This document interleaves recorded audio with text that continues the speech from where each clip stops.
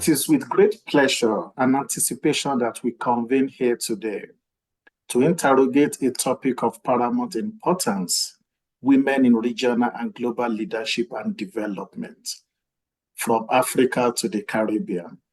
And as we gather here today, we recognize the pivotal role that women play in shaping the present and future of our societies, both regionally and even globally.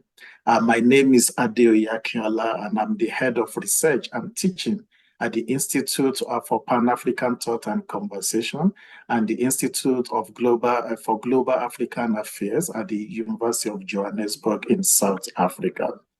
Today's event was organized by the Institute and also the Institute of International Relations, IIR, at the University of the West Indies, St. Augustine campus and in Trinidad and Tobago, under the Institute for Global African Affairs, IGA, which is a joint flagship program of the University of Johannesburg and the University of the West Indies.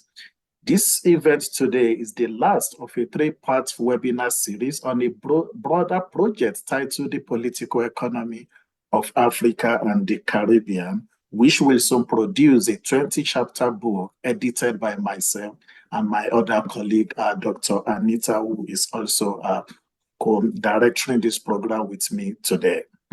The first webinar was titled Slavery, Colonialism, and Reparation Questions, while the second webinar was on Leadership Conundrum and the Quest for Regional Integration in Africa and the Caribbean. And today's event focuses on women in global and regional leadership and development. And these collaborations between our university and the University of the West Indies aims at strengthening African-Caribbean relations, even as we look into the future. Permit me once again to welcome all the participants and our panelists to this very exciting event, which I am highly looking forward to. Also, permit me at the same time to also recognize the leadership of the director for the Institute for Pan-African Thought and Conversation, Professor Sipamala Zondi, even for his support, and also the leadership of both the University of Johannesburg in South Africa and the University of West Indies across the Caribbean. Thank you, and I look forward. Over to you, Dr. Anita. Thank you very much, Chair. Senator the Honorable Kamina Johnson-Smith, Minister of Foreign Affairs and Foreign Trade, Jamaica. Honorable Ambassador Dr. June Suma, Chair, the U.W.I Global Campus Council and Chair Designate United Nations Permanent Forum of People of African Descent. Her Excellency Dr. Benita Diop, Special Envoy of the Chairperson, African Union Commission. Ms. Jana Nkube, Deputy Chief Executive Officer, Crisis Action. Colleagues from the University of Johannesburg and the University of the West Indies.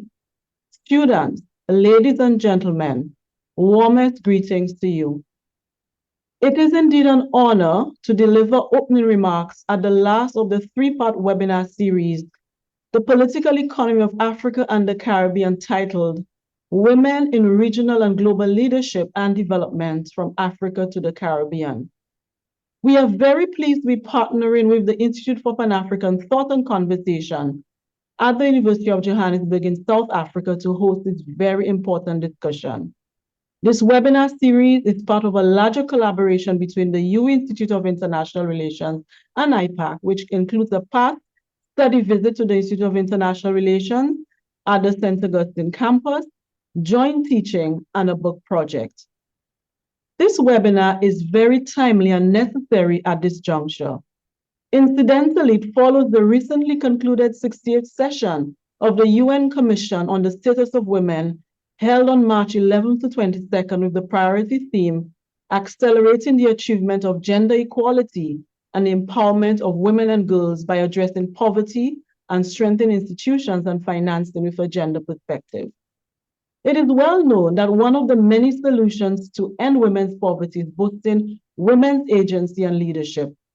More broadly, women's equal participation and leadership in political and public life are essential to achieving the Sustainable Development Goals. Additionally, it is widely known that there are tremendous advantages of having women in leadership roles. Multiple studies have shown that having gender diversity in leadership leads to improved financial performance for companies, which can be extrapolated to other spheres of work and life. Women leaders also bring distinct viewpoints and experiences in decision-making processes. More women in leadership roles can inspire and act as role models for upcoming generations.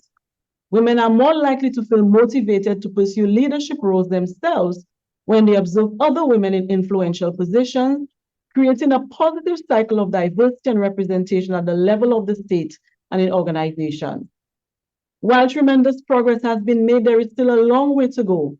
Women are still largely unrepresented at various levels in decision-making worldwide, particularly in high political office. As of January 10, 2024, there were 26 countries where 28 women serve as heads of state and of government. If this rate continues, gender equality at the highest levels will not be achieved for another 130 years. Only 26.5% of parliamentarians are women, an improvement from 11% in 1995. One Caribbean country and one African country amount the 6 countries with 50% of more women in parliament in single or lower houses. And out of the 23 countries which have reached or surpassed 40% of women in parliament, 6 are in Africa and 3 in Latin America and the Caribbean.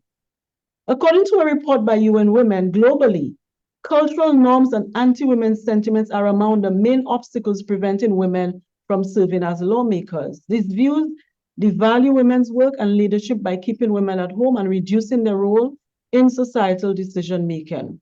One example is the notion that women aren't strong enough for political leadership. Countries, organizations, and companies need to be proactive in removing the obstacles that keep women from rising to leadership positions. Fostering a culture of inclusion and respect in the society is an important strategy for increasing gender diversity in leadership. A key message should be women leadership is not only good for women and girls, but also for men and boys and the society on the whole. Today, we have 4 women who are demonstrating the power of their leadership in their respective fields and making an impact on the development of their region and internationally. We are extremely pleased to have the honor of hearing firsthand their contributions and experiences in their respective areas of work for all humanity. So I'd like to join Dr. Akinola in thanking and expressing my deepest gratitude and appreciation to our very distinguished panelists for seeing it fit to participate in this seminar. We are looking forward to hearing your insights. I thank you.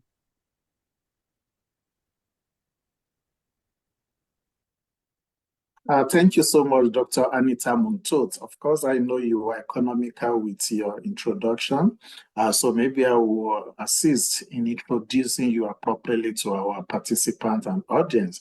And I will also further introduce our panelists by name and read their very short bios. So the question is, who is Dr. Anita Muntot? Dr. Anita holds a Doctor of Philosophy International Relations and a postgraduate diploma in International Relations, as well as a Bachelor of Arts degree in History from the University of the West Indies, and is also a certificate in education from the Sir Otto Lewis Community College, St. Lucia. She was a research fellow at the European Center for Development and Policy Management in 2012, and she has taught several courses at the graduate level, both postgraduate diploma and at master's level, including international history and politics, theory and methodology of international relations, multilateralism and global governance, political economy of development of international organizations and international relations of the Caribbean. And her research interests include civil society, development and democracy, and relations between African, Caribbean, and Pacific Group and the European Union. Dr. Anita, it's good to also have you on this program. And our participants, I'm sure you are also interested to meet the panelists. And I will start with Her Excellency, Dr. Bineta Diop. And since 2014, Her Excellency, Dr. Bineta Diop has been the Special Envoy of the Chairperson of the African Union Commission on women, peace, and security. She's also the founder and president of an international NGO created in 1996 that seeks to foster, strengthen, and promote the leadership role of women in conflict prevention management and resolution in Africa. Her Excellency has led numerous peace-building programs to enhance women's participation in peace processes, and she played an instrumental and active role in achieving gender parity within the African Union Commission, particularly in 2003, the adoption of the Solemn Declaration on Gender Equality in Africa in 2004, and the adoption of the Protocol to the African Charter on Human and People's Rights on the rights of women in Africa in 2003 by the African Union. In 2011, Time magazine declared Her Excellency Dr. Diop as one of the 100 most influential people in the world. In 2012 and even in 2014, Her Excellency received an honorary doctorate from the United Nations mandated university and the University of Middlesex in London, UK, respectively. Her Excellency Dr. Bineta Diop, welcome to today's event. And I will move on to our own Miss Jana Nkube, who is the Deputy Chief Executive Officer at Crisis Action, a global organization working on protecting civilians in conflict. Previously, Ms. Jana was the Pan-African Director at Oxfam, and her work as a global development strategist has informed systems and structural changes to multilateral institutions such as the Southern Africa Development Community, SADC, the African Union, the African Development Bank, the United Nations on regional integration, governance, gender, peace, and security. It has saved lives in the over 15 crises she has worked on worldwide. Ms. Jana serves as a board member and advisor of several local and international boards and governmental and even church bodies. Her activism on Zimbabwe's struggles for democratic governance continues, and she is a true Pan-Africanist. Of course, I can testify to that. Ms. Jana also works towards a stronger African Union, that is the Africa that we want. She holds a master's degree from the University of Bradford. Ms. Jana, please welcome to the event today. And I move on to Senator the Honorable Camilla Johnson-Smith, GP, who has been an attorney at law for close to 22 years, having worked both in private practice and as corporate in-house counsel. On 7 September 2020, Senator Camilla Johnson-Smith was reappointed as the Minister of Foreign Affairs and Foreign Trade of Jamaica, having served in that capacity after her first appointment on 7th March 2016. Minister Smith brings a wealth of knowledge, expertise, and experience to this position and is the first Jamaica's female minister of Foreign Affairs and Foreign Trade. I am very happy to hear that. She's also the current chair of the CARICOM Councils of Ministers. Minister Smith has been a strong advocate in the attainment of Jamaica's sustainable development goals, strengthening Jamaica's contribution to important global efforts to build peace and security, foster respect for human rights, and promote a strong and fair multilateral trading system, which are pursued through a wide range of bilateral, regional, hemispheric, and international fora, as well as international development partners. Honorable Camilla Johnson-Smith, welcome to today's webinar. And our fourth panelist is Honorable Ambassador Dr. June Suma, who I'm very familiar with now. She has diverse experience through her work in the diplomatic, financial, and educational sectors, obtained through over 30 years of academic and professional experience functioning at the managerial, operational, technical levels. She has a sound understanding of contemporary development issues and continues to advocate for equality and equity in sustainable development. She currently serves as the chair of the Global Campus Council of the University of the West Indies and as the chair designate of the United Nations Permanent Forum of People of African Descent. and she's also a member of the St. Lucia Reparations Committee.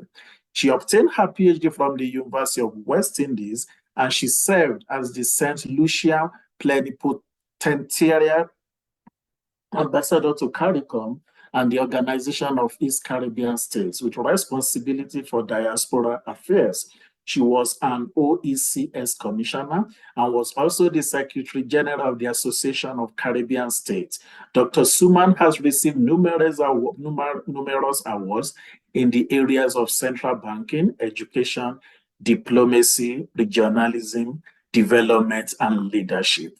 Dr. Suma, welcome to our event. Today it's really an honor to have these exemplary dignitaries who are before us today. So without really wasting time, we want to move to the first, we want to call upon the first panelist, that's Her Excellency Dr. Bineta Diop, to actually make her presentation. Her Excellency, over to you. Thank you so much for inviting me to speak, and my gratitude to the University of West Indies and the University of Johannesburg and all the partners for inviting me to this session. And I very much like the team, Women in Regional and Global Leadership and Development from Africa to the Caribbean. And you know that throughout history, women in Africa have been the silent, as we call them, architect of social progress. And their contribution often overshadowed or disregarded. And I think we all seen the concept note and the discussion is that how women leadership matter now.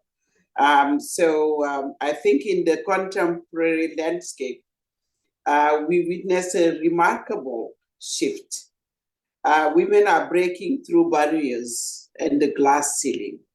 In my own zone where I work, like in Women, Peace and Security, we have seen women as victims, women survivors, but women that are making peace themselves, who are the one building peace in our continent. Without them, we will not be where we are right now when it comes to women, peace and security. And they're assuming leadership roles and spearheading change across various sectors, ushering in the new area of development and prosperity. You know, Agenda 2063 in Africa is the agenda we want in Africa, the development we wanted to see happening with women and the young people at the heart, at the core of our development program. So let me just maybe dwell a little bit deeper into the transformation that we wanted to see by looking into few examples. And I will really start with the influence that women in Africa have done, either it is in diplomacy and political leadership. And by starting at the African Union, on the instrument that we all put in place. For example, is the first regional organization that have put parity principle. At the top level leadership, we have five, it started by 5-5, but now we have 4 men and 4 women at the top leadership of the African Union. And my mandate as a special envoy has been the first one in the world to have a special envoy dealing with women, peace and security. So it means that we are taking seriously the issue of political participation, but also starting with peace and security. We are not yet there. We started with the countries, 17 countries that have plan of action on women, peace and security, including Liberia, including Rwanda. But right now we have 35 countries that have adopted national action plan on women, peace and security. Yet we have issue of implementation and action. I will maybe highlight one case, and you all know, is Ellen Johnson Sirleaf, her journey. What I like is Ellen Johnson, did she say that if your dream doesn't scare you, it's not big enough. So I think it's saying that the sky is not your limits. You can go beyond, depending on what you wanted to do. And she have demonstrated her political leadership by taking a country like Liberia from 2006 to 2018, becoming the first elected female head of state in Africa. I think her tenure was marked by significant strides in peace building, economic recovery, and gender equality. And now, if we see Liberia going from, one transition to another, is thanks to the work that have been done by people like Ellen Johnson Sirleaf. So, on the diplomatic side, and I'm sure on this panel, there are so many women leaders that politically, but in the diplomatic world, have made impact. Another one that I just wanted to name is Dr. Natalia Kanem of UNFPA, because her leadership, her compassion for Africa, but also for the Caribbean, but for the world, is something we need also to highlight, and championing change in United Nations, but also at the African Union. Last week, I saw her bringing the youth of our continent in Africa, looking into how we look at issues such as reproductive health and rights. So in this pursuit of enhancing female leadership initiative, we, the African Women Leaders Network, led by Ellen Johnson Sirleaf, but also all other head of state female, we work together on a one roof with a one agenda, the transformation of Africa. But Africa have a sixth region, which is the region of the diaspora. And when we talk about diaspora, is also about Caribbean and other regions of Africa. So what we did within this network is to provide a platform for, bringing our sister from the Caribbean. Now I'm inviting those who are in this call to make sure that they join the Africa Women Leaders Network that we launched recently in New York, and making sure that we work together on issues of economic empowerment, on issue of education, to share our good practices. It happens everywhere, but also to share, to mentor young people, to learn from one another. And I think that is where we can continue to have this collaboration. University like both of you doing research, joint research, doing joint training, and making sure that we have a common agenda is very critical.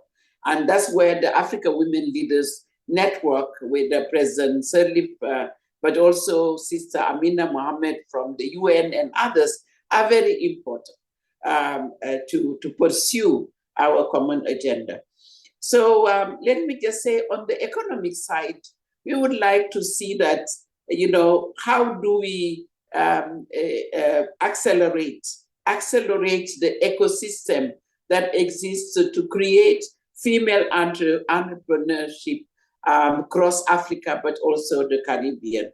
Looking into skills building, but also access to finance, access to market. And I'm sure the leadership economically need to be built. And we are looking into those aspects. Already we have seen in the domain of health that we are learning a lot from our sisters, but also the process in the healthcare system, in particular, when you have been crossing, the pandemic, the COVID pandemic, and others.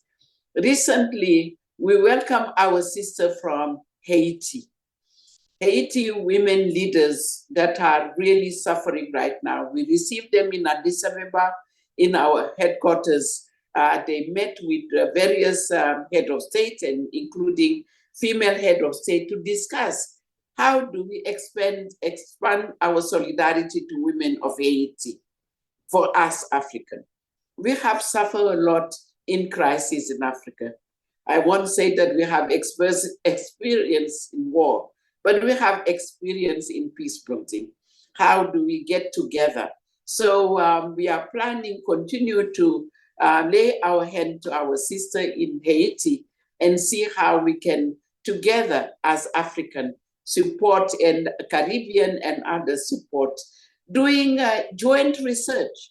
And I'm sure that you are doing it right now with the two universities, but building the skills of women leadership and making sure that they will have cross-cultural learning, visiting our sites in our different culture, and making sure that we look our progress and the limit and the opportunity for advancing women's human rights. So let me just say that the ongoing interaction between head of states in Africa and the Caribbean is evidence the historic visit of Ghana. You know, we had recently the visit of President Nana Akufo-Addo, who reported to the AU, the Kenya, also Uhuru Kenyatta, but also looking into the CARICOM.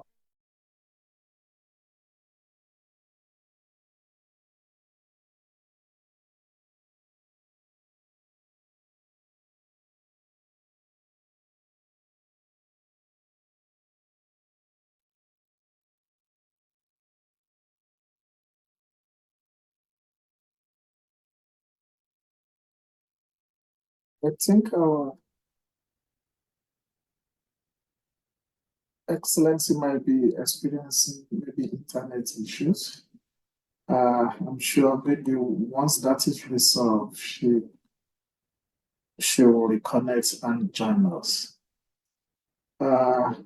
Colleagues, participants, both senior and junior colleagues, please permit me to welcome and introduce the second panelist. That's Ms. Jana Nkube, who is the Deputy Chief Executive Officer at Crisis Action. Ms. Jana, over to you, please. Thank you so much, Dr. Akinola and Madam Anita, who are facilitating this. I really want to also acknowledge appreciation for being here this evening. It's really an honor to participate with such an august panel. And it's ever more intimidating to come after such a prolific speaker like Madame Diop, who I adore so much for the amazing work that she's doing on the African continent on women, peace and security issues. So I just want to build on some of the things that she said, because some of the examples she gave were the examples that I also had. But I also thought it's very important to kind of look into the past as we talk about what the impact of women's leadership today in Africa is. And I do this because I am from the Southern Africa region. I'm speaking to you from Zimbabwe. And in our region, liberation credentials are so important. In a way, they actually are what give justification and affirmation for the leadership of men, because they fought for the independence of the country, or they fought for what the country is. And I thought I would still want to look back and be inspired by that. And I wanted to start with the Battle of Adwa in Ethiopia that happened in 1896. And Ethiopia is very important for us in Africa, not because it is the country that hosts our premier continental body, the African Union in Addis Ababa, but because it is the one country that can say colonialists tried to come and rule us, but we fought and we made sure that we conquered over them. And the Battle of Adwa framed that, and it was led by Empress Tayatu Betula. And what is important for me about that is about in talking about contemporary political economy in Africa, and the exclusion of women, which is still a reality, which is why it's important that we're having a conversation about the role that women are playing in the development of the world, and the contributions from Africa, is really to be inspired by the notion that we actually have always been in the forefront of developing and liberating our continent, be it politically or economically. If you look in all the regions of the continent, I can give you lots of examples of women who led in the late 1800s into the early 1900s. So that's one thing. I'd also cited President Ellen Johnson Sirleaf as a contemporary leader that I think we take a lot of inspiration from. But very importantly, I also want to highlight that for Africa to be where we are, I love the statement that Madame Diop made on how women are the silent architects of the development of the continent, because for me, I actually want to put a spotlight on the women's movement. We've had a very strong women's movement in this continent that has been at the forefront of the developments that we have seen on the continent of Africa. I can name from the Mano River women's organization, Femnet, GMAC, which is actually led and was initiated by Ambassador Diop. I can talk about the Solidarity of African Women's Rights, SOA.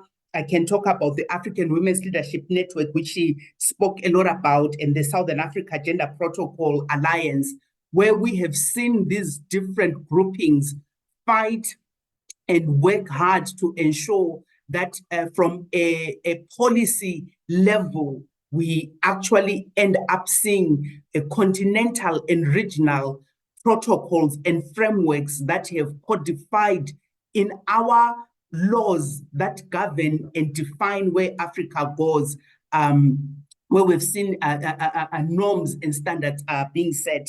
I'm sure my sisters from the Caribbean, we can share notes. So I'm really loving this conversation that we're having across the pond. We can show notes about norms and frameworks that are progressive for women's rights, but I keep on arguing that I don't know an instrument that is a lot more advanced than the Protocol on the Rights of Women in Africa, as we have, that was passed by our governments in 2003. And this also came from a surgence of beginning to see our women's movement fight for inclusion of women in political decision-making. And so in the 1990s, there was a surge of women representatives across the continent. I think if you went to countries like Rwanda, Burundi, Angola, Mozambique, we actually started seeing increased numbers of women in our parliaments and in our senates, and also being prime ministers and ministers. And that was very important because it started actually ensuring a transformation in political decision making. Today, of course, we are not where we want to see women at. And while I like that Ambassador Diop, Her Excellency Madame Diop, really spotlighted some of the phenomenal women who are being transformational today, there are still a lot of course, issues that and challenges that we are facing. And I think it would be very important to still mention some today. And I want to start by perhaps highlighting that what we have seen in studies, the University of Georgetown does a Women, Peace and Security Index report, the last published one in last year in 2023.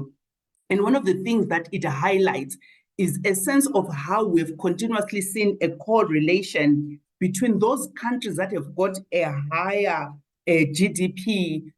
You actually see that women are able to progress, and the quality of their lives is actually quite higher compared to those countries whose GDPs are much lower. And you can see that correlation there.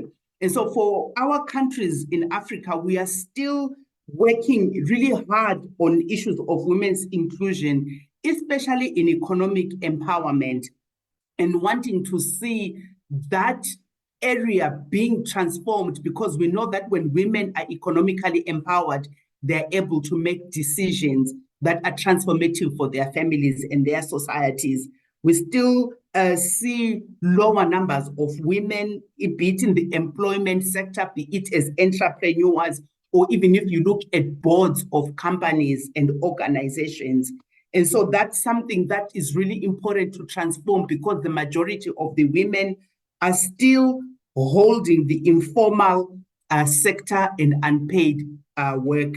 And in our countries that experience conflict, the so-called fragile states, of which a majority are actually on the African continent, I think Her Excellency Madame Diop's statement of how women are the architects that are holding up those societies can never be more true. And I think the second area that I also want to highlight that I would love to see a lot more transformation in is on women's sense of safety and security. There's a study that actually identified that over 15% of the women population around the world last year alone was living in proximity to a conflict. And that speaks into women's sense of security and women's sense of safety. Also, when we know that in most of our societies, particularly in Africa, over 40% of women actually have experienced violence by an intimate partner.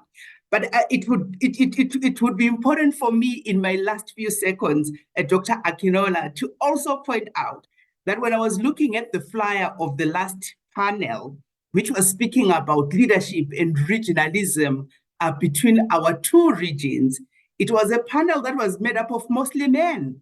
And this has to transform and change, because that's how we end up actually continuing to talk about these issues, but spaces don't transform. And today, this very important topic, again, you see a panel only of women speaking about women, and therefore makes you wonder how many important men are being attracted to the conversation, or we remain in the periphery. I would love to see a panel like this being asked to speak about leadership and integration, and a panel like the last series speak a lot more about the role that women are playing in developing our two regions. I thank you.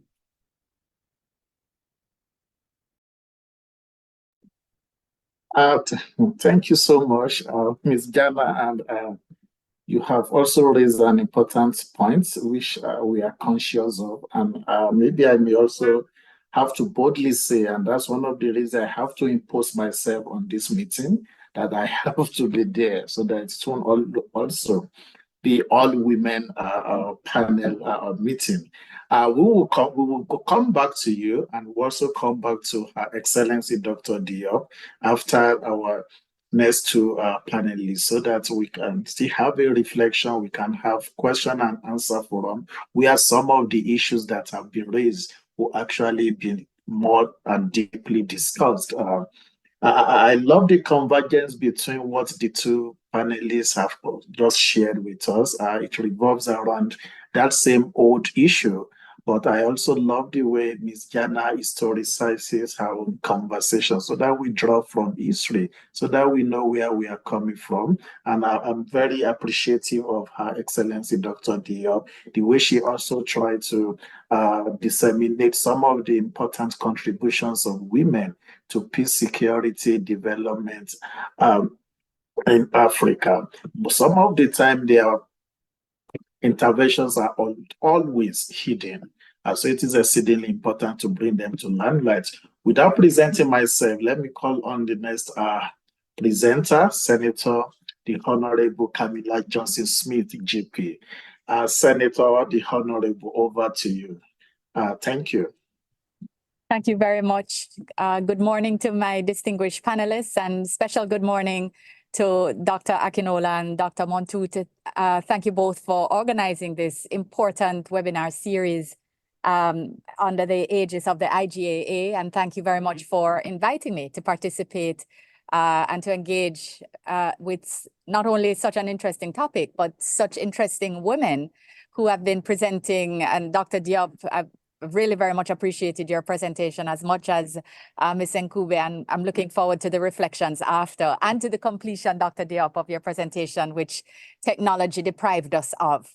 But I want to thank you again for bringing us here together again to explore the role and the presence of women in global and regional development as part of this series on the political economy of Africa and the Caribbean. Of course, I always start with a little context as well. I don't go as far, or rather, we can battle Ms. Nkube and myself on timing, and I do want to get the exact name of the leader of that Battle of Adwa. I have Queen Idia on my wall, who of course led the Igbo the battle to ensure that government was retained by a particular family leadership. And I'm always very fascinated by these legacy stories that demonstrate the value of female leadership in less traditional areas than they are seen now, and the messages that these can send to our young women or young girls about the power of women, which has been written out of history in too many circumstances. So I look forward to getting those details from you so I can research them for myself as well. The Battle of Adwa, 1896, I think you said. Excellently. So of course, contextualizing Africa-Caribbean engagement, we're inextricably linked through ancestral bonds, shared culture, experiences of foreign colonialization, exploitation, slavery, and of course, the legacy of underdevelopment. And we always, especially Jamaica and our brothers and sisters in the wider Caribbean, we're always very proud of our historical support for Africa in her struggles for liberation and for independence. And we always salute and applaud the women, strong, determined women leaders in Africa and the Caribbean who tirelessly stood up for peace, justice, freedom, and independence in our respective contexts. Throughout these challenges, it is clear, and it has been recognized, that women have been unrelenting in our efforts to drive economic, social, and political change, even when not named in that way, in pursuit of growth and development of both regions. But we are often not recognized for the value of our roles. And if we're frank, the world is still not at a stage where we can yet say that the value of women's participation in leadership at the highest level has been fully recognized. I want to welcome again the comments of Dr. Diop and Ms. Nkube on this issue of recognition of the value of leadership and the more focused attention that can be paid. And to commend Dr. Diop on the seminal work she has been doing and the achievements she has been making. I look forward to making more inquiries about the African Network of Women Leaders and of course, commend its formation and wish it all the best in the work ahead. We all know that women are the building blocks of families and the cornerstones, therefore, of communities and the further cornerstones, of course, of societies. We are often the community organizers, communicators, and managers who, with unquestionable ingenuity and drive, create marvels and miracles out of nothing. So we have a phrase in Jamaica that says that you must turn your hand and make fashion, or that you turn your hand and make fashion. Essentially, you create something out of nothing. And it is an amazing capacity that women have. And simply put, the ability to translate that ingenuity and that capacity to build out of necessity. There's a reason that she's the mother of invention. It is that the ability to translate that ability from home to community to nation building is what has always been needed across fights for freedom and independence and peace building when you look at Africa and the Caribbean. And then when you take it in a more modern context, our soft skills, our hard skills, resourcefulness and ingenuity, when they reside in half of your human population, and you overlook that half of the human population, then you miss out on a lot of opportunities to create something out of nothing, which is essentially the task of development, of global development. So it is critical that we harness the intrinsic capacities, the natural capacities of women for regional and global development. I, of course, always refer to former UN Secretary General Kofi Annan's quote, which I think most effectively summarizes the importance of gender equality as a developmental principle. And I think it fits here as well as it does anywhere else, which is a recognition that gender equality is more than a goal in itself. It is a precondition for meeting the challenges of reducing poverty, promoting sustainable development, and building good governance. These words are as relevant today as they were when they were first uttered, and therefore I don't lose opportunities to repeat it. The fact is, however, that even though progress has been made, women still face so many barriers and challenges. And Ms. Nkube, I noticed you spoke on domestic violence as well. It's my next topic to say that it has increased during the pandemic, and from Africa to the Caribbean and across, in fact, the entire globe. Femicide, sexual abuse, adolescent pregnancies, and forced child marriages are all remain worrisome social conditions that with which we must address. And I therefore am pleased to know that there was an element of this in the series, because they are issues with wide socioeconomic implications that have strong developmental impacts. And while they're not unique to the Caribbean or to Africa, there is strong value in recognizing that to a large extent, they will never be fully addressed unless they are addressed by women in leadership positions who understand within the cultural context the core of these issues and how they need to be solved. So it is important that our women are at the head of institutions in domestic and international policymaking so that they are able to contribute to the allocation of international resources to the solving of these issues within our understanding. Sharing best practices domestically, regionally, and globally, of course, to support development within these and wider contexts also must be explored more intentionally. As we go back to politics, of course, women have made great strides. We have great examples, some of whom have already been named, and I think their greatness is typified by the fact that they make their way into every presentation. So Ellen Johnson Sirleaf, of course, legendary and as the first democratically elected woman president and all that she achieved. And we note that there are 22 women reported to have served as head of state or of government of an African country. Ellen Johnson Sirleaf having led the way. This legacy currently being continued by the presidents of Ethiopia and Tanzania, who stand as beacons of hope and inspiration for women and girls, not only in Africa, but across the globe. And here in the Caribbean, and I will just add for the record, of course, we recall the election of the region's first female head of government, Dame Eugenia Charles of Dominica in 1980. My own country, Jamaica, elected the vibrant Portia Simpson Miller as our first female prime minister in 2006. Barbados elected its first and current female prime minister in 2018. And in 1997, we go back again, Guyana appointed a woman president who served for 2 years. St. Kitts Nevis and Trinidad and Tobago appointed female governors general and president, respectively. While Barbados, which became a republic in 21, appointed its first female president. We celebrate these examples. We always celebrate them, and these are great women who have achieved much and who continue in different circumstances to achieve much. But clearly these numbers are not stellar reflections of optimal progress. That they can be enumerated so quickly, first of all, speaks for itself. We've also here in the Caribbean had a number of foreign ministers, and I'm humbled to be Jamaica's first. I'm pleased to have chaired the COFCOR. I'm on my way out now. This is my last month. But I've also chaired the Council on Trade and Economic Development. I've chaired the CARIFORUM Council of Ministers, and I've also been president of the Council of Ministers of the ACP before it became the OACPS.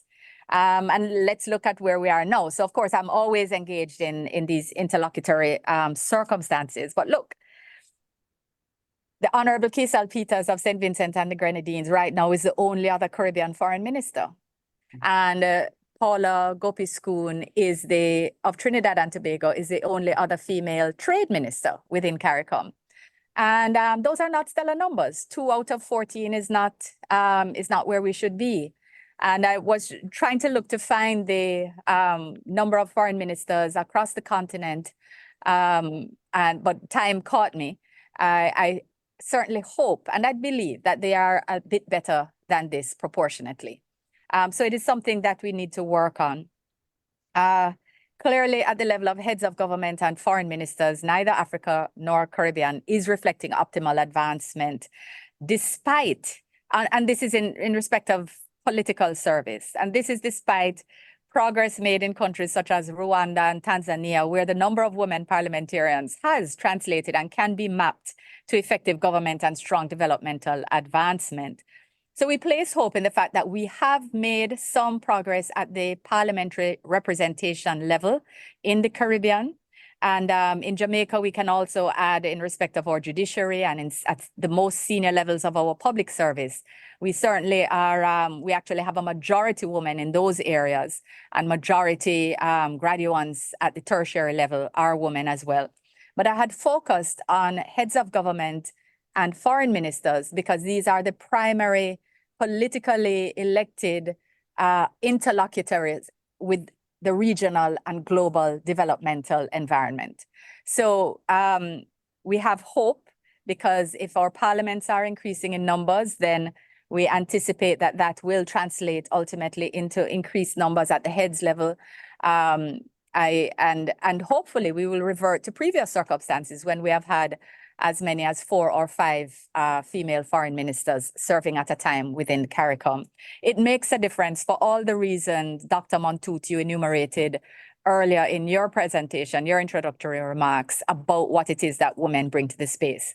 And in a world that is as fractured as it is, I believe that it goes without saying that it is even more required and perhaps reflective of the lack of women in those spaces at this point in time. So I wanted to also share on a sort of more granular note, my pleasure generally being a part of the Sisterhood of Female Foreign Ministers across the piece, and how it is that this type of engagement between women can be positive as well, as I had the honor of hosting Her Excellency Dr. Naledi Pandor in Jamaica for the celebration of Jamaica and South Africa's 30 years of diplomatic relations recently. And we discussed how it is we can deepen engagement between CARICOM and the AU. We were actually able to have a meeting between COFCOR, that is a CARICOM Council of Foreign and Community Relations, and Dr. Pandor and her delegation for us to explore how to deepen and take some of the actions that have been holding, or let me not say holding back, but certainly could contribute to deepening the practical progress made between CARICOM and the AU. One of the things is how to unblock signing of the MOU, which we've been working on, but other far more practical areas of developmental engagement were discussed. And similarly, I've had positive engagements with the former foreign ministers of Kenya and Tanzania, which have translated into deeper political engagement and deeper technical and functional cooperation, including sharing of best practices within different areas of education, health, justice reform, electoral reform, all of which have been critical to global and regional development, but within the domestic context. So these, of course, can translate into the wider context. I wanted to say that this type of engagement, of course, occurs at a time when we have opportunities to truly leverage the CARICOM Africa relationship. But before I touch on that, I just want to mention, of course, Dr. Dlamini Zuma, current South African Minister for Women, Youth and Persons with Disabilities, herself a former foreign minister, who always will have the distinction of being the very first woman to serve as the head of the African Union Commission, to celebrate and recognize Dr. Ngozi Okonjo-Iweala, who currently serves as the DG of the WTO, I know Amina Mohammed was mentioned earlier, who continues to lead and drive the cross-cutting and multifaceted SDGs among women among African women who are leading in ways which directly contribute to global development. And I think it's our engagement with them as CARICOM and as nation states, I think has worked to the benefit of all of us and will continue to do so if we are intentional and focused in our engagement. At the regional level, Dr. Suma, your good self, you were the first Secretary General, female Secretary General of the ACS. So we celebrate you continuously. You will always be the first. And similarly, Dr. Carla Barnett has broken the barrier in the 50-year history of CARICOM to now serve as the first female Secretary General. These are critical. Breaking the glass ceiling is critical. Breaking the barrier is critical. And I say to colleagues all the time that I celebrate the first, but I also look forward to the day when we no longer have to celebrate the first, because they are no longer. This is the work that is at hand and that will continue to be. As women in Africa and the Caribbean continue to be at the forefront of policy decisions, research and development in critical sectors, government, education, science, technology, sports, culture, gender affairs. And for us in Jamaica, we're particularly proud that right now we have the only woman to head a military across the world. There have only been two, but there is only one serving now, and our Chief of Defense Staff, Commodore Antoinette Wims-Gorman, is that woman. So we not only have a Caribbean woman, a member of the African diaspora, serving in this capacity, in which case we all can celebrate her, but it is something of which we're particularly proud. And we find her as reflective of the fact that in a meritocratic system where legal barriers are removed, there is no reason that women will not rise to the top and serve with excellence. So I think it was Ms. Nkube who had said that there are persons who continue to think that women are not strong enough for leadership. Anytime you come across them, please try and send them to Jamaica to meet our CDS, Ms. Nkube, because she will set them right. I want to just say that there's, clearly there's so much more to look at in terms of how we can advance our political economies. I have lots of information here about Jamaica's, how it is that we have created an institutional framework to drive our SDGs, and in particular SDG 5, the fact that our gender plan fits within our Vision 2030 framework and how it seeks to address structural and societal issues to reduce persistent inequalities, and how that feeds into our medium-term socioeconomic policy framework, and how that in turn feeds into other mechanisms and strategies that drive equal participation of women at all levels. One of the recent developments, of course, is the establishment of guidelines that maintain that there must never be less than 30% women or men on any public board. So the guidelines not only deal with broader governance and accountability, but they deal with the presence of women at this very broad space where the majority of government resources are managed through our public bodies. I'm being sent a message that I'm at time. So if I take time now, that means things that could possibly be explored at another time would be how it is we deal with the issues of sexual harassment and best practices that we have addressed here in Jamaica, accountability frameworks, the fact that we have established a bicameral caucus of women parliamentarians to facilitate networking and promoting dialogue on contentious issues across the political divide, something which is very difficult and we're working at in a very concerted way, but it is not easy in competitive political democracies, but it's something that we're working at. And also how it is that we deliberately seek to ensure that our young girls, our young women see themselves as leaders as a future, because they must, and not only in the distance. And one of the things that we did last year was to have our first symbolic all-female parliamentary youth sitting. So women played every role, from the orderlies and the marshal to the speaker and the members of the opposition and the members of the government. Only women 18 to 25 sat on that day, and they debated important issues. They saw and felt what it is like to be in the seat of parliament and to say things and to do things that can in fact impact national policy. And holding events like that at the university and secondary school level are important, so that the girls, before they have taken the decision on what they're going to study and whether they're going to run for the public relations officer or the secretary or the president of their organizations, so that they are used to leadership and understand that when they now graduate into wide society, that they feel the natural impetus to run for parliament, to seek to offer themselves as heads of organizations.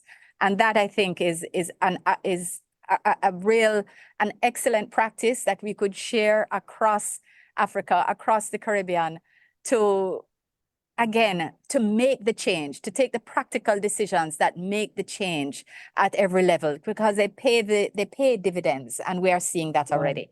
So thank you very much for allowing me over time. And I look forward to hearing the rest. Thank you so much. And I know there's so much more to say. And we will still afford all the panelists the opportunity also to still improve on their presentation or add more to the discussions we are having. And people will also have the opportunity to question some of the statements, some of the conversations we are asking. So I will move on to our fourth panelist. That's the person of the Honorable Ambassador, Dr. June Suma. Dr. June Suma, over to you.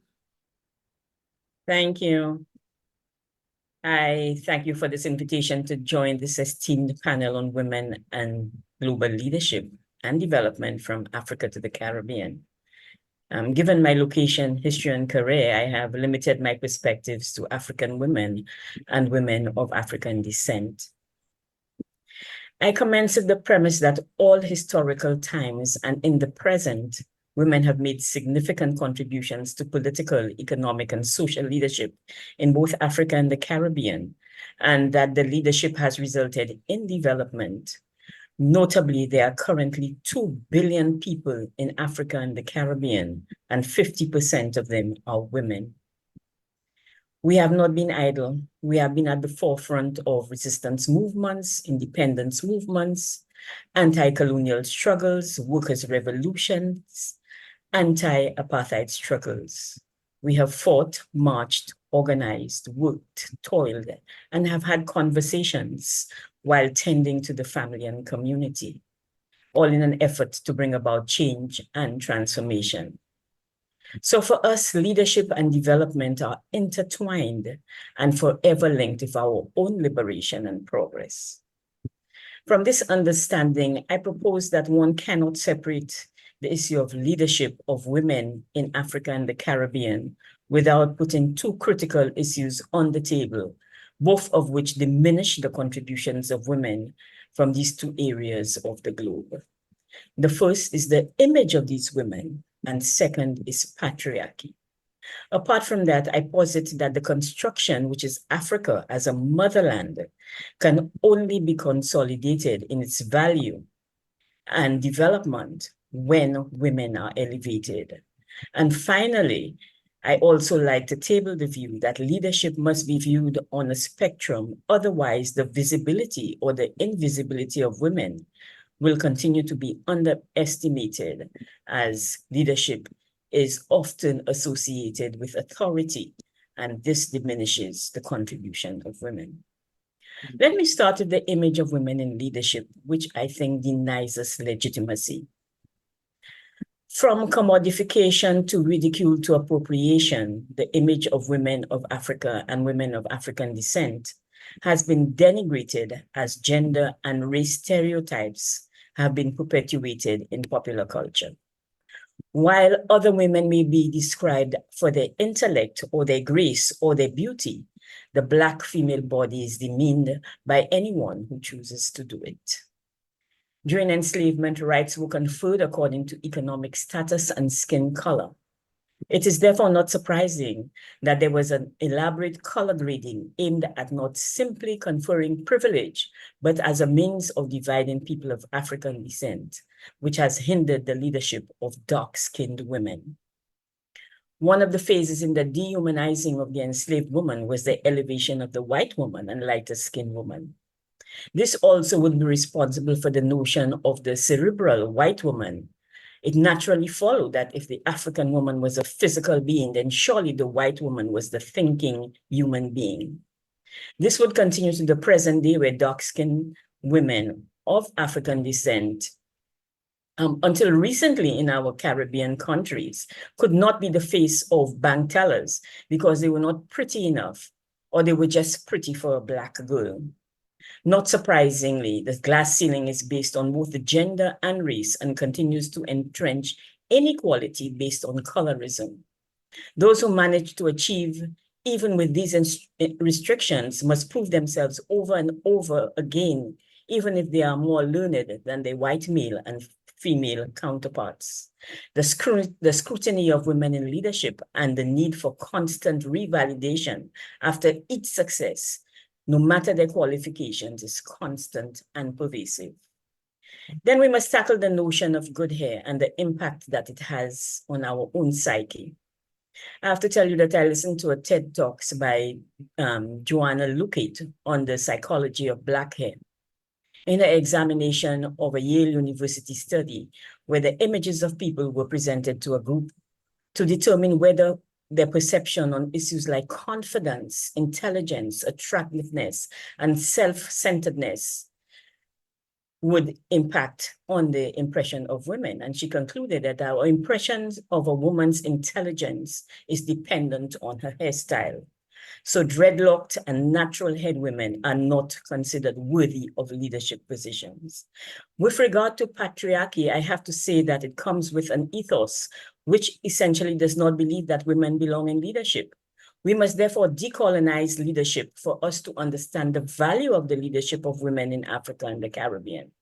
It is entrenched in our education system, and unless we decolonize the system, women will never fully participate in democracy and will never have equality.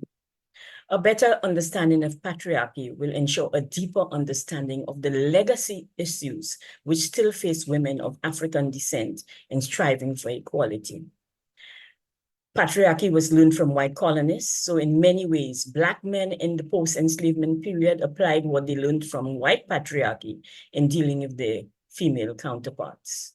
And so I posit that Caribbean men and African men must realize that their power cannot be built on the subordination of the rights of women, especially when these women both fought the racist oppressions and labored with them in the cane fields, the cotton fields, and in the mines in Africa. It is entrenched in our legal systems, and we must decolonize these systems. As patriarchy upholds an international division of labor that keeps women subjugated and away from leadership positions. With regard to Africa as a motherland, we can only consolidate its value when its women are elevated. Most Europeans see their countries as the fatherland, as it suggests strength and domination. Africa is considered the motherland because it gave birth to humanity. Yet women from Africa and the African diaspora are considered less than other women. Like Africa, African women must raise their voices in leadership. The portrayal of Africa is no different from the depiction of its women, not capable of leadership, not able to develop, and unintelligent. We must remove that stigma. Even the glimmer of hope for the imaginary African technological giant Wakanda is in a male child seen at the end of the second movie. Never mind the tenacious, beautiful, bald-headed women that fought for that fantasy space. That is how patriarchy assigns. With regard to leadership on a spectrum, Men have singled out women of outstanding merit and put them on a pedestal to avoid recognizing the capabilities of all women. That is a quote from the Egyptian Huda Sarari. Many of the women we hail as leaders are the more charismatic ones. We must recognize them because they dared to deal with that disquiet that makes some of us a little more timid. We believe that it is only command and control which represents leadership, but courage and leadership come in many forms. Women are breaking traditions and providing leadership not only in politics. Remarkable contributions of these women in governance, empowerment, finance, entrepreneurship, environment, technology, education, creative industries, and sports. The numbers are growing in all areas. On that spectrum, you will find impact, sustainability, empowerment, resilience, integrity, and community. And since the time is so limited, at this point, I simply want to add that the ceilings that we break are constantly being repaired. And that is to a large extent because our leadership remains tokenized and sacrificed at the altar of male consolidated social, economic, and political networks. Women in Africa and the Caribbean must consolidate their own networks. Let me leave you with the words of the civil rights leader, Mary Jane McLeod Bethune. I quote, "Whatever glory belongs to the race for a development unprecedented in history, for the given length of time, a full share belongs to the womanhood of the race." I thank you. I thank you so much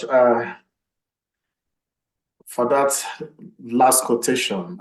Just summarizes the issue we have on our table today.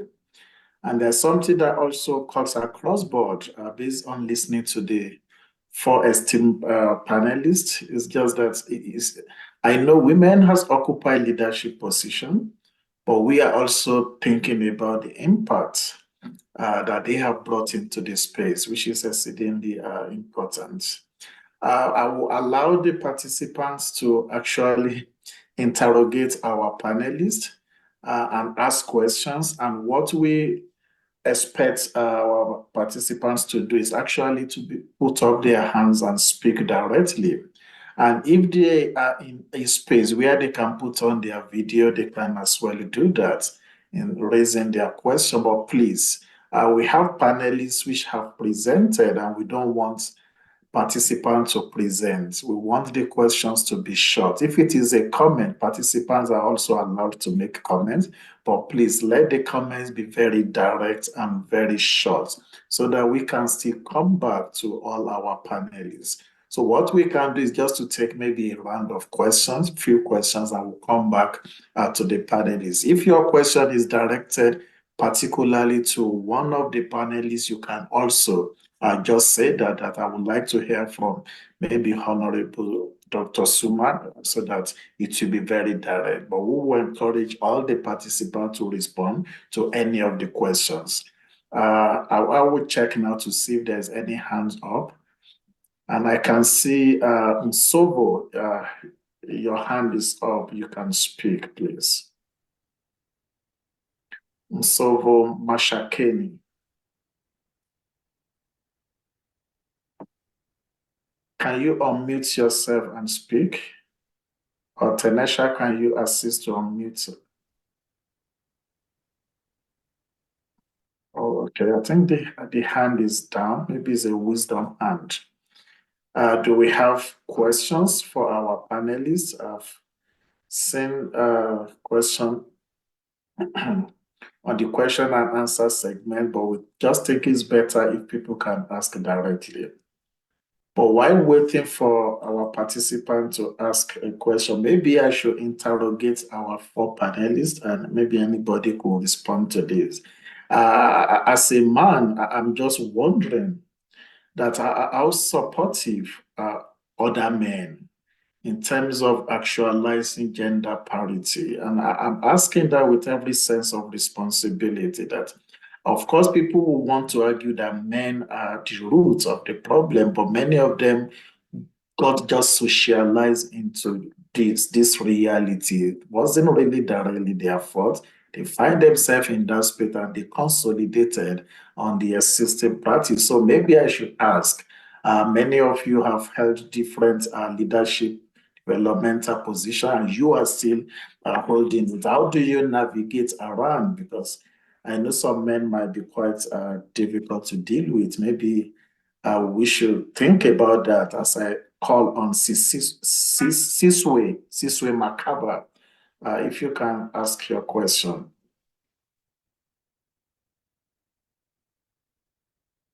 I think the hand is also down. So can I come to the panelists? Maybe we can start from the reverse, starting from Ambassador Dr. Zuma.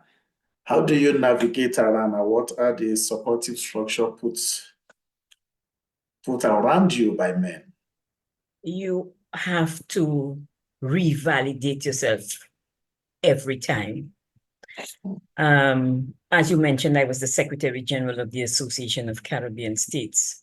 And my experience was both with regard to race and gender.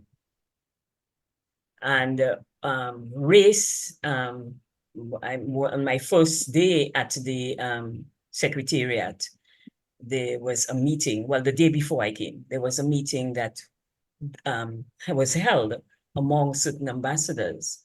And the agenda item was, in a nutshell, how do we deal with a Black woman from CARICOM?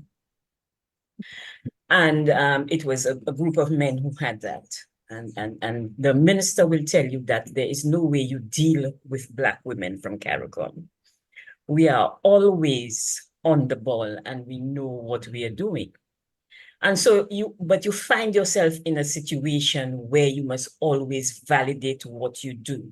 So there is a lot of resistance and pushback, and you must know, and because I'm a diplomat, you must do it strategically.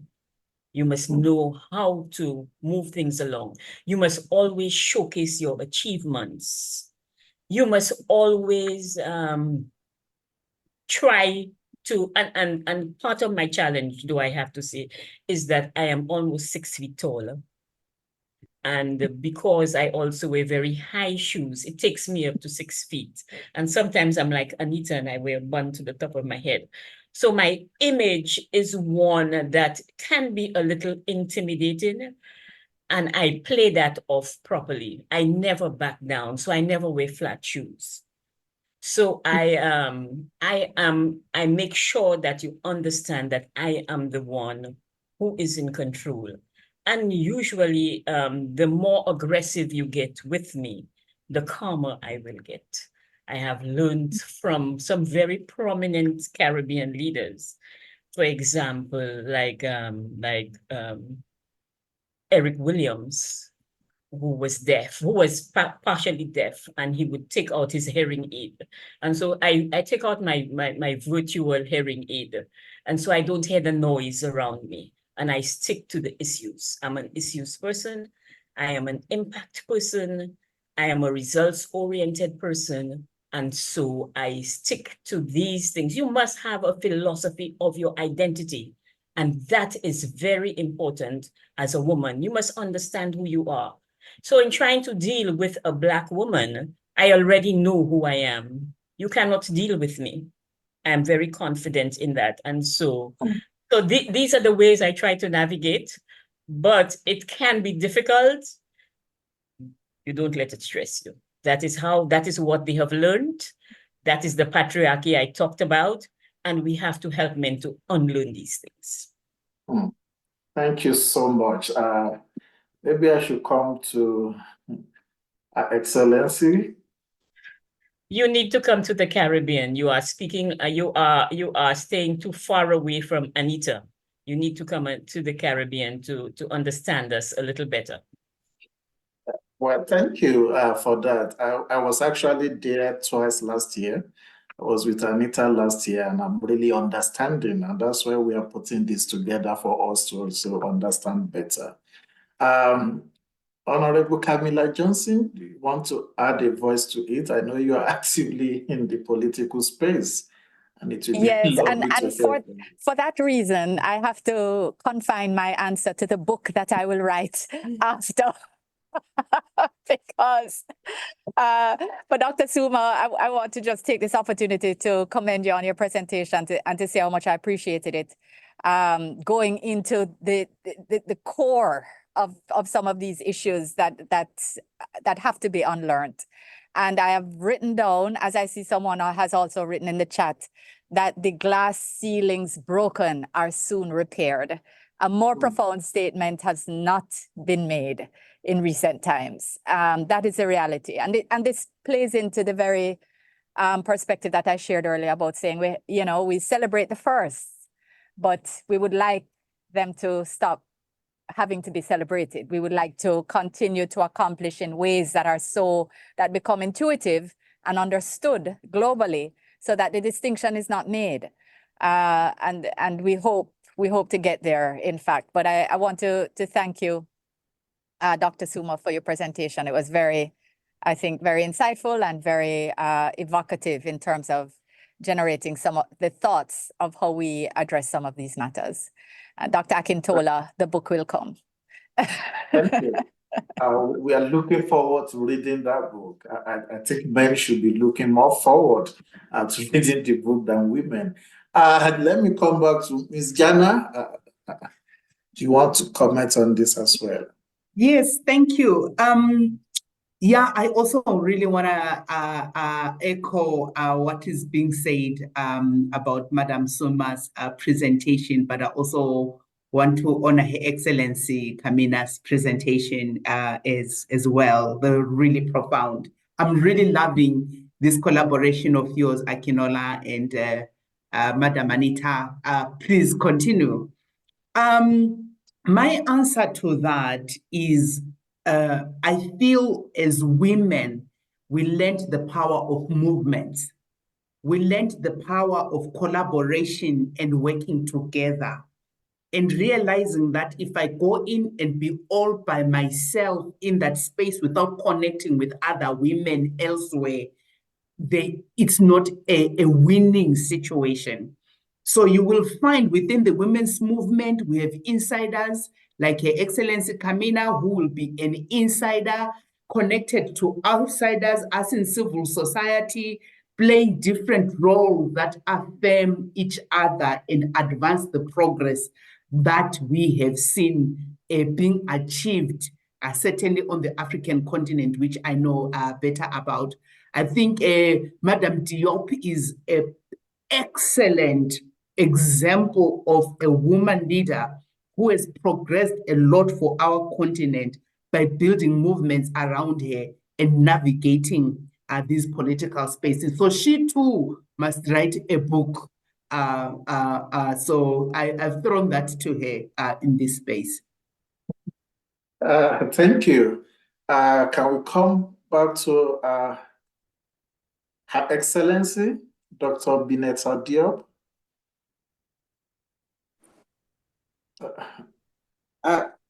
Thank you. And my apologies for the technology where I am, but just to appreciate Dr. Akinola, the work that you are doing with Dr. Anita.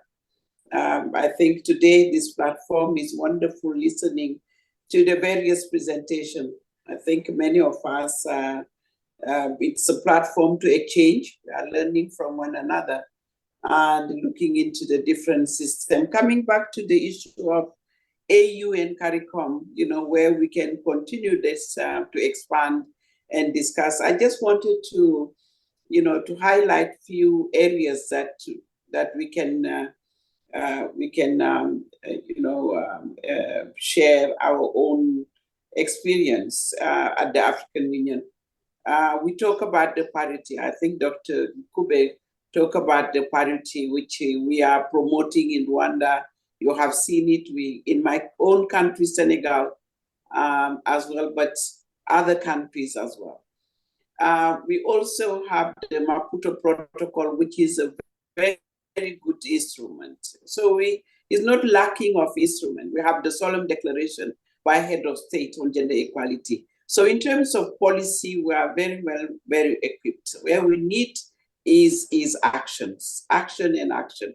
And for that reason, we, the African Women Leaders Network, as I think Madam Minister said, wanted to know more about the AWLIN, which is led by Ellen Johnson, but all female head of state. Because as we say, the leadership is critical, but how do we make sure that that leadership get together, our female leadership in the transformation, in a common agenda and common objective to make sure that we together, because I don't think that one women leader can make that transformation happen. So what we decided is to come together as a platform. President of Tanzania, Ellen Johnson, President of Ethiopia, former President of Malawi, etc. And all of them, there is no one of them missing, to come together to say within the AU and the United Nations female, we need to work together on various issues. And the one that you talk about is how do we engage with men? And one of our priorities is to look at that it's a societal issue, what we wanted to achieve, the development of our continent. It should not be just led by women. Of course, we wanted to be at the front, and leadership is very critical in there. But we want also to engage in the constructive dialogue with the men in our continent. When we look at areas of conflict, who are perpetrating those violence, the patriarchal system that have been there. So if we wanted to change the mindset, let's look at how we engage with them in the discussion. And that's where now we had what we call the concept of positive masculinity, which we brought to the AU summit. We had a debate. I don't think that there are many institutions that have at the head of state a debate on violence against women, because we have seen during COVID that violence against women is not an African phenomenon only, but it has been everywhere. But we needed to address it in our continent.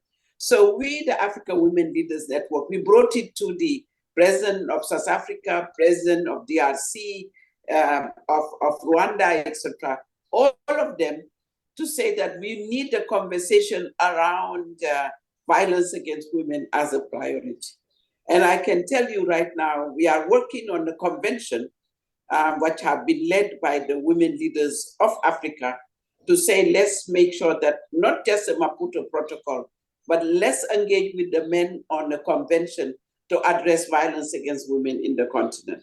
It's work in progress, but we wanted to share that good practices, that when women come together, they are able to create the critical mass, but also to move the barriers that we are facing in front of the majority and the system that is existing in front of us. So AWLIN is not just, we are represented in 35 countries now in Africa. We have national chapters of AWLIN.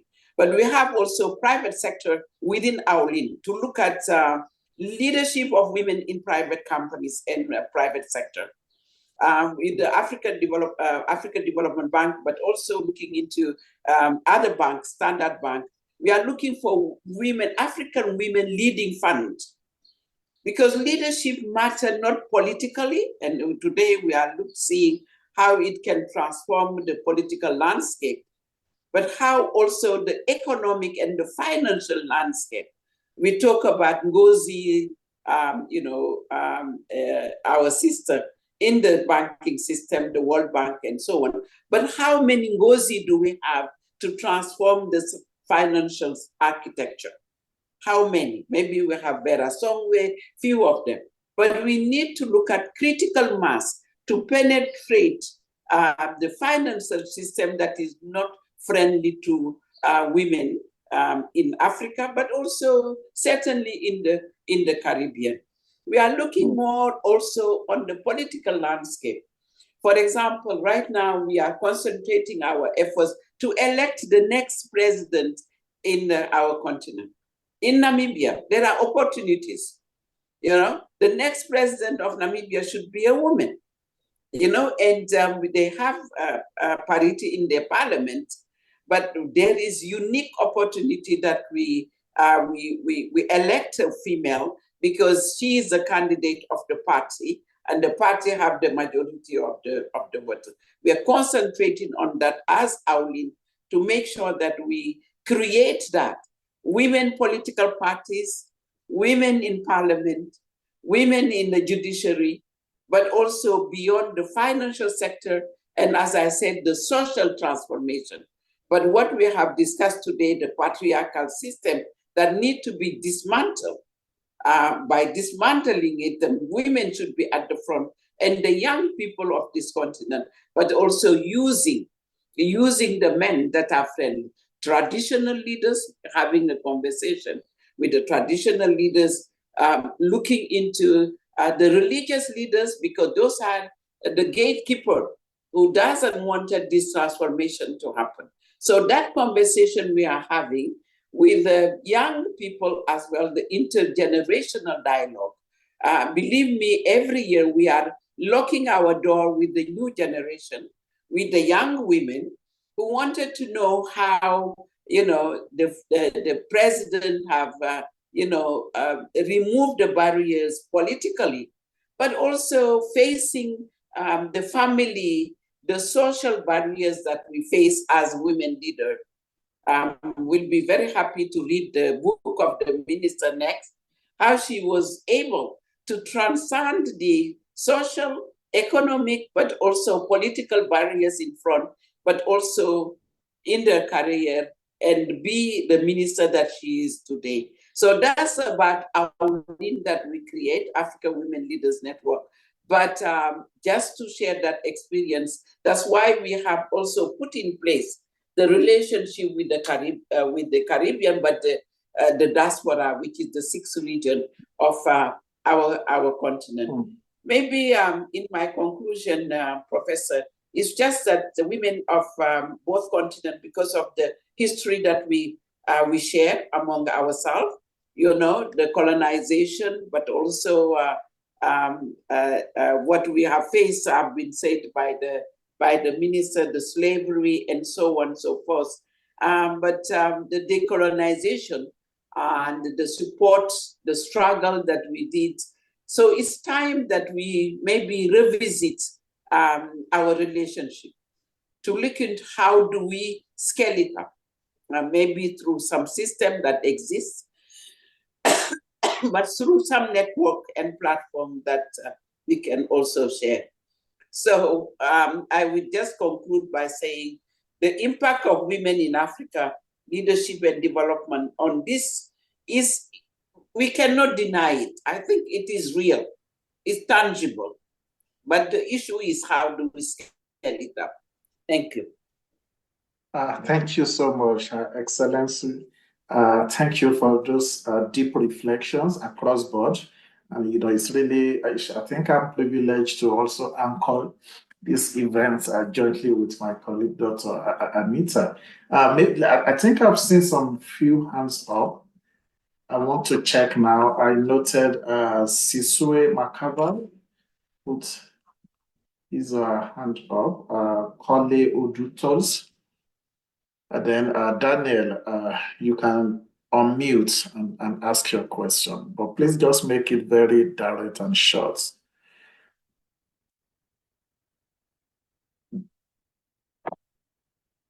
Daniel, you can speak. Thank you very much, Prof. Ken. Okay. Thank you very much, Prof. Ken. Can everyone hear me, Prof? Yes, please. I can hear you. You can continue. Thank you very much, and thanks for all the presentations. Honorable Kamina, while we celebrate the first women, I think we should also acknowledge that some of the appointments are made by men. And because of that, it could be due to complying with some policy or complying with some regulation. It may not be on merit or on the strength and the capabilities of women. And for that reason, I think the gap of closing the first as you said, that we're looking forward to closing that gap and no more mentioned in the first. I think the gap is widening because of those reasons. I would like to hear your comment on that. And depending on your time, Prof, it will be interesting to hear comments from other panelists. Thank you very much. Okay, thank you. We'll take maybe a round of questions. We'll come back to our panelists. Thank you. Kole Odutols, are you there? You can unmute.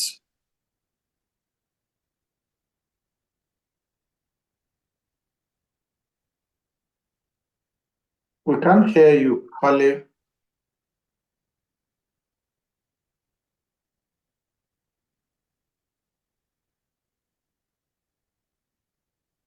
Hello?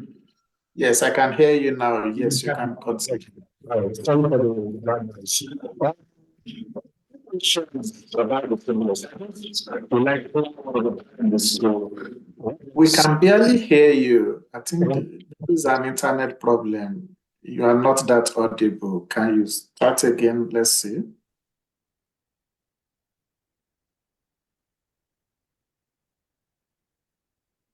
No, we can still hear Kole.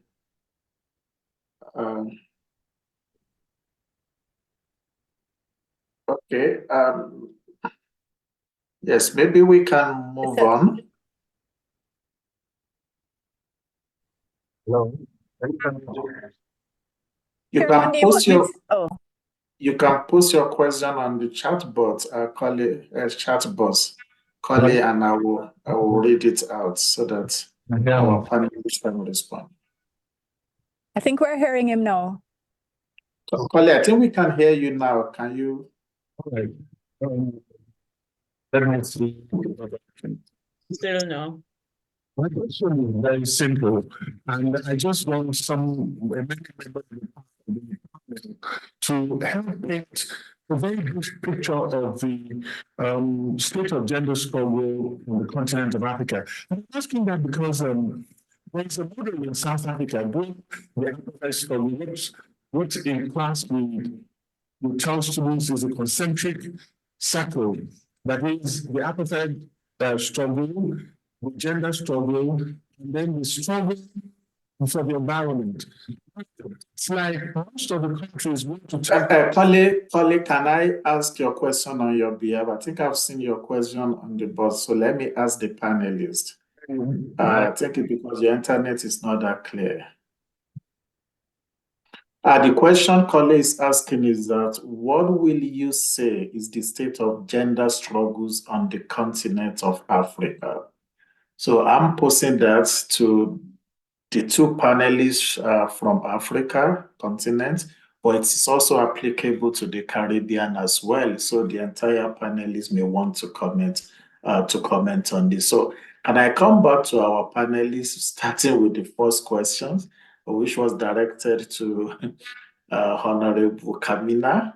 Maybe you want to go first, then you can also reflect on the second question. But because we are also getting towards the end of the conversation, please, if you can make the response very short, it will be appreciated so that we can still take other questions. Thank you. Okay, thank you, Mr. Chairman. Just very quickly, I think it's I think the question posed by Mr. Makaba, it includes a very unfortunate presumption. And I would not agree, in summary, that it is a reflection of likely compromise in the appointment of the first that results in any lack of pace in the closure of the first appointment gap, if we call it a first appointment gap.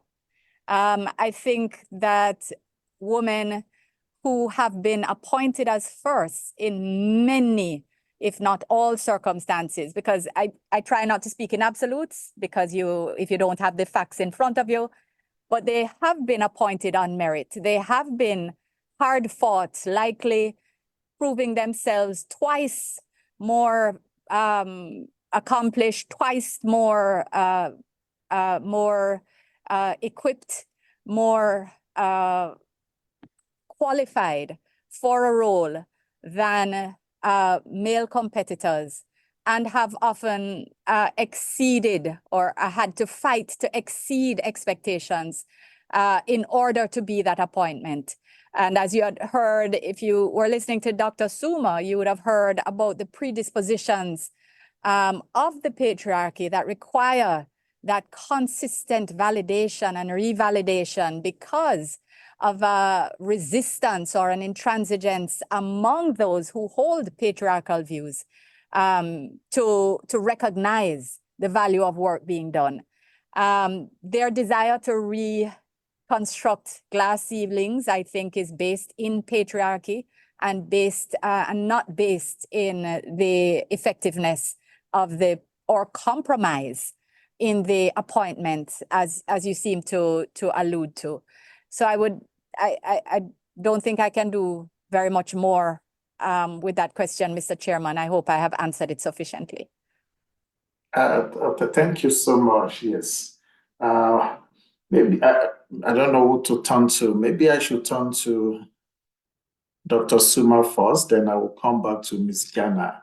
If you can just quickly reflect on the question she has just answered, and also possibly comment on the state of gender violence on the continent, I mean, in the Caribbean. Thank you very much. I was reading the chat and I realized that there is a perception that there is a model that we can follow with regard to gender issues and gender equality. I would like to say that what we need to follow is best practices. And not any model, or take a model from somewhere and apply it to our own situation. I think that models must be developed within their own context. And so for Africa, and I think the question came from South Africa, then you must develop your own models, but look at what other people have done to see what has worked and what has not worked. With regard to the issue of violence, I don't know that I'm well qualified to speak to what is happening now, but I can tell you that it has a historical basis because of the demeaning of women from Africa and of women of African descent. And just because it was done in the colonial period or in the enslavement period, does not mean that we have to continue. We have to recognize what the patriarchy has done to women of African descent and to women in Africa, and that it has demeaned us. These are not the same standards that are set for other women. Not that there's not gender-based violence because of a patriarchy that is global. But I can tell you that during the COVID period, we also saw an increase in gender-based violence and intimate partner violence in the Caribbean and in Latin America. I was still at the ACS when COVID started, and we were seeing numbers that were unbelievable with regard to abuse of females in households because of proximity now. And so I'm saying that it all has to do with a mindset that we have to change and decolonize. The systemic racism people must also look at the anti-violence component of it, and that women are subject to this violence because there's a perception that power and authority are what is in control. And so I'm saying that generally, and I cannot tell you the numbers and what is happening in Africa, but I was just in an ECOSOC meeting about 2 weeks ago and heard the numbers, and they are shocking. And so we need to be able to speak to these issues openly and for us to find solutions to these challenges. Thank you. Thank you so much. Ms. Jana, then I will come back to the Honorable Diop. Thank you so much. I'll be really brief. Just on the first question, just to echo what has been said by Excellency, that even if women have gotten to positions, some by appointment, it's not a favor. They will have worked extremely hard, and there is a lot of behind the scenes lobbying and pushing that gets them there. And so, as I think she well put it, most times their CVs are 3 to 4 times much more accomplished than their male counterparts. And I say this respectfully in many circumstances. And this is a reality for women when they get into appointments. This is a reality for people of color when they get appointments in global spaces, that we have to do more, we have to perform more, we have to accomplish more before we can even be acknowledged and recognized. So all due respect to women who find themselves in those roles. And I think, as we answered earlier, they still have to do a lot to navigate their ability to be impactful in those spaces. To the issues that are being said, the question around the gender struggles in Africa, I really want to believe I alluded to some of them in my own presentation earlier on. Issues of exclusion in economic empowerment being paramount to unlock the capability of women so that they can contribute meaningfully to the development of their countries and to their societies. We are not seeing enough of that. I did point out that actually on the African continent specifically, we know that over 40% of women actually have experienced violence within their home, what we call domestic violence, and many times from their intimate partners. So it's way too high in our opinion, and we already know that this data is actually an underestimation, because always these issues are hard for women to come out and report. So the struggle is really real.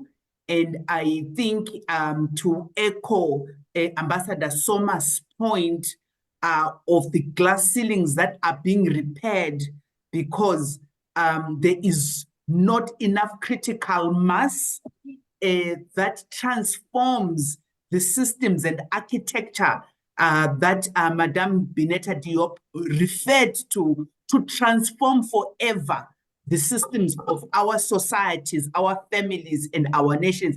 That's where the challenge is. For Africa, we have beautiful norms. We talked about the African Protocol on the Rights of Women in Africa. If only a third of it was implemented, we would be very far on this continent.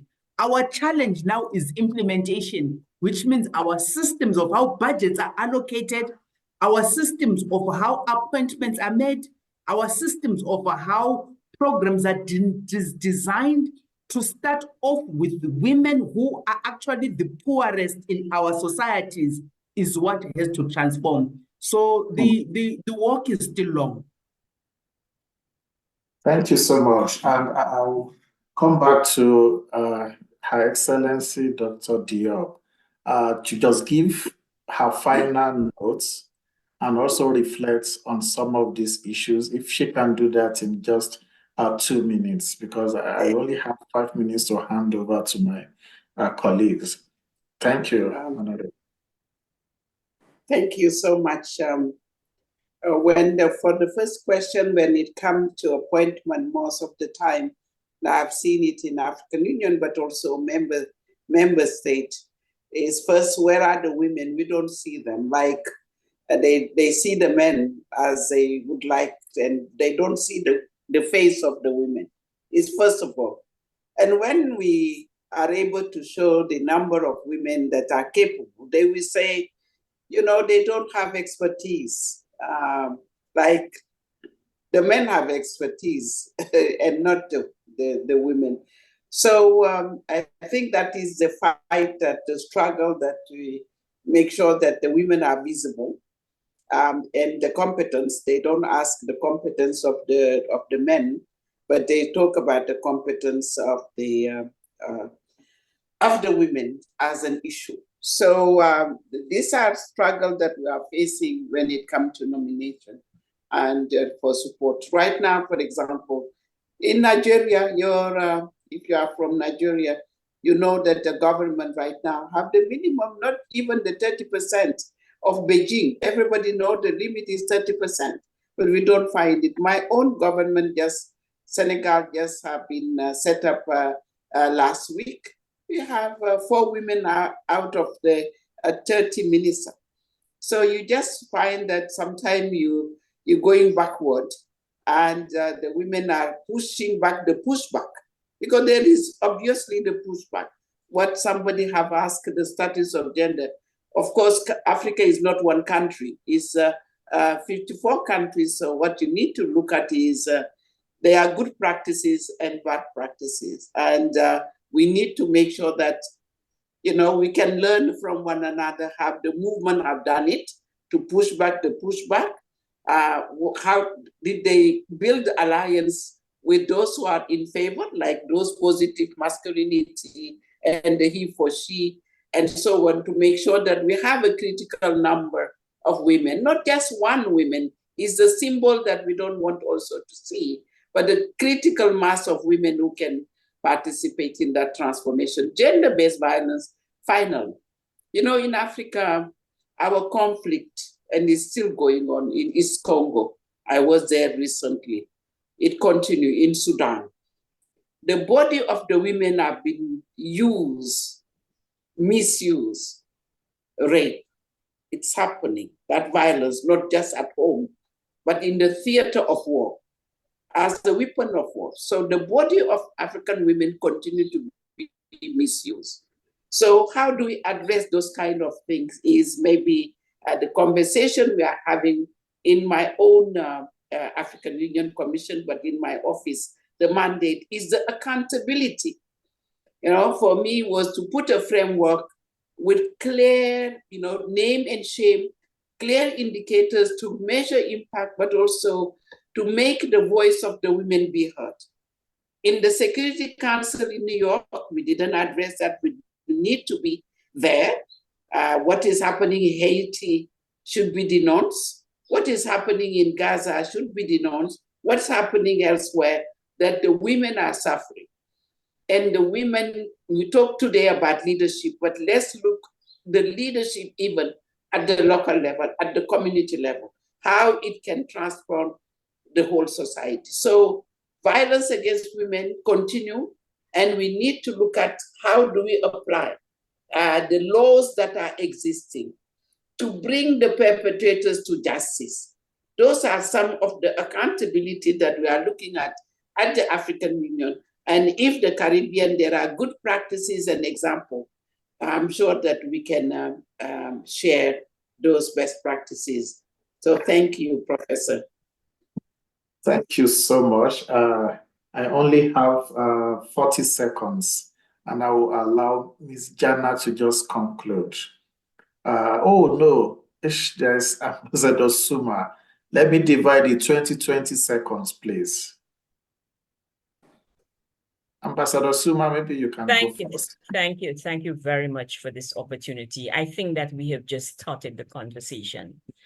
I think these are difficult conversations that we have not had the opportunity to delve deeply into. And I am very happy to be on a panel with women of such varied experiences who can share with us.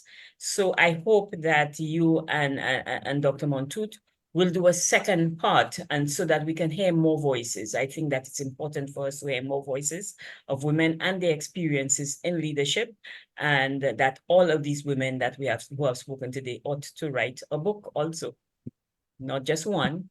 I'm writing one right now. So thank you. Let all of us do the same and share together. Thank you so much. Thank you. Ms. Jana, 20 seconds. I just to say thank you, and let's expand the people who participate in this conversation. I throw the challenge at you, as I said earlier on. I would love to see a panel of male leaders in positions of power and influence talk about how they've seen women's transformational leadership in the two regions that we are talking about today. And I would love to see this panel being invited to talk about regional integration on the continent, because believe it or not, we are experts too. Thank you so much. I will run with your advice strongly. Dr. Anita, permit me. I will come back to you so that you can just please give the closing remark. Thank you, Dr. Anita. Thank you very much, Dr. Akinola. What a powerful panel we've had. What a rich, frank, honest, and candid discussion we've had. We've been challenged by our panelists, and we are grateful. We appreciate the discussions on the underlying and deep-seated issues at the core of the challenges around women leadership and empowerment, and sometimes how these intersect with race in some cases. Thank you, panelists, for outlining the progress that has been made and those things that are being done. This was definitely not an exercise. It was not an abstract exercise at all. It was real. It was grounded in reality. Some of the examples we knew and many we did not know, and we thank you for bringing that to the fore. We've heard what you have asked us to do going forward, and we have listened. So definitely you will be hearing from us in the future. We are grateful for the recommendations and strategies on how we can overcome the obstacles, including collaboration and networking across the Caribbean and Africa, and the best practice and examples and models that work across the regions that we can work on together. We are very, very grateful for the opportunity. I keep hearing you saying how grateful you are. We are the ones who are grateful that such powerful women with experience have come here, gathered here, left their busy schedules to participate in this very important webinar. So we are very grateful. I can't say enough how thankful we are. I also want to thank our partner. I want to thank Dr. Akinola, who's been a great source of support and for bringing us in to this collaboration. We are very grateful. Thank you to your director and your team, Dr. Akinola, Ms. Mokambe, and those who are working at the University of Johannesburg at your center for this webinar and other things that we've done. And thanks to our team here, the marketing department at the University of the West Indies St. Augustine campus, our own IT team who made it possible for things to run smoothly. Thanks to Tanisha, you saw Tanisha writing to you. Thank you, Tanisha, and your colleagues for the work that you put into for the success of this webinar. So on that note, I just want to wish everyone well, and thank you again for being here. And we look forward to working with you again. And please stay tuned for other seminars we'll be having, and we'll be writing to you. We'll be taking on board your recommendations, so we will be contacting you again. So thank you again. Have a very good evening or good afternoon if you're in the Caribbean. Thank you again. Bye-bye.